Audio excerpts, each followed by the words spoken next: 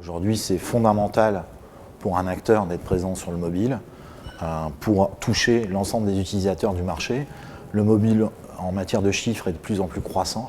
Moi, ça fait 10 ans que je suis dans le mobile et tous les chiffres sont avec des indicateurs à la hausse. Donc c'est clé d'avoir aujourd'hui une approche mobile efficace, avec une stratégie réfléchie sur, d'un côté, l'expérience de l'utilisateur, de quoi il a besoin, il faut que ça aille vite, que ce soit instantané, rapide, efficace. Et puis d'un autre côté, les besoins de l'entreprise, avec le positionnement marketing, commercial et de communication de cette entreprise, sur la base aussi de ses ressources IT. On a en moyenne en France 6,5 outils connectés à la maison, par foyer. Alors, si vous prenez un couple avec un enfant, ça représente un enfant en pré-ado, ado. Aujourd'hui, on est à environ 3 smartphones à la maison, une tablette, une télé connectée et au moins un laptop. Donc ça fait 6 devices. On est en multitasking en permanence. On regarde la télé, en même temps on consulte son smartphone, sa tablette, peu importe. Et plusieurs personnes le font en même temps. Donc c'est fondamental pour une entreprise de prendre le virage du mobile de manière très efficace en posant les règles de base qui sont qu'attend un utilisateur aujourd'hui depuis son smartphone. Ce n'est pas les mêmes règles parce que sur un smartphone ou une tablette, on ne subit pas l'information, on va la choisir, elle nous est personnalisée de par les applications mobiles, etc.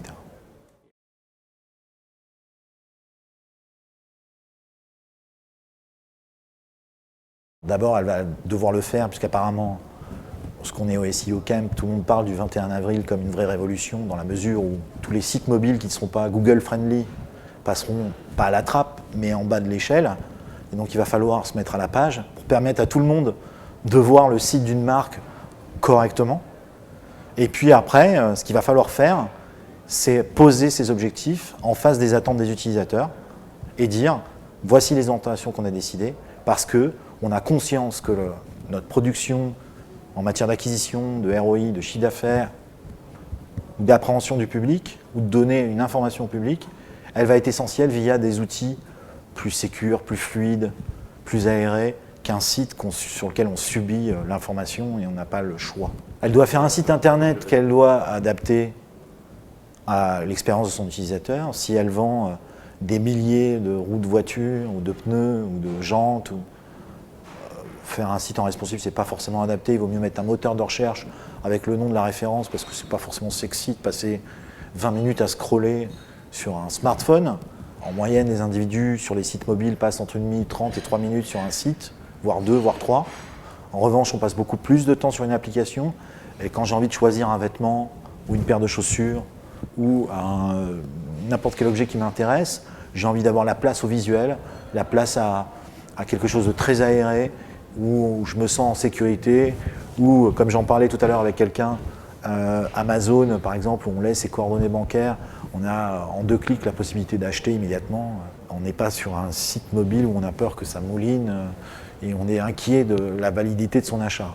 En revanche, un site mobile, il va permettre de rechercher une information tout de suite, maintenant, et en même temps, géolocaliser une boutique, se localiser par rapport à cette boutique, si on en cherche une, creuser une information qui a été publiée par la presse, de tweeter, ça va très vite. Et en réalité, les sites mobiles aujourd'hui sont là d'abord pour un premier aspect, une première vision. C'est un peu comme quand on passe son permis de conduire. Une fois qu'on a son permis, on va acheter sa première voiture, c'est le site mobile. Et après, quand on passe à l'étape supérieure, on passe à l'application. Alors l'application, elle est déterminée, sa construction doit être faite en matière d'expérience utilisateur, c'est-à-dire d'un côté, l'entreprise, ses objectifs, et de l'autre, les usages de l'utilisateur, qu'est-ce qu'il attend d'une entreprise. On ne vend pas des chaussures comme des camions ou des voitures. Les effets sont différents, le travail est différent. Beaucoup d'applications mobiles faites par des startups ont révolutionné le marché des applications en matière d'ergonomie. Donc l'ergonomie sur les applications sont fondamentales.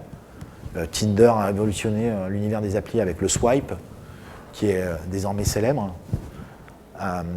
Beaucoup d'applications l'utilisent dans d'autres univers qui n'ont rien à voir. C'est un peu une façon aussi de détourner les choses, et c'est intéressant. Ça met en valeur l'entreprise. C'est un cadre de communication qui est différent, et sur lequel on ne fait pas de l'acquisition, mais on fidélise, on parle à un individu qui peut avoir des besoins en termes de santé, en termes de sécurité, d'assurance. Souscrire à une assurance, on peut avoir une application qui nous dit exactement ce qu'on doit faire en cas de problème, en cas de litige. C'est important, en cas d'accident de voiture, on panique, on est là on a un outil qui nous aide. C'est plus des gadgets, c'est vraiment des compagnons aujourd'hui, les applis.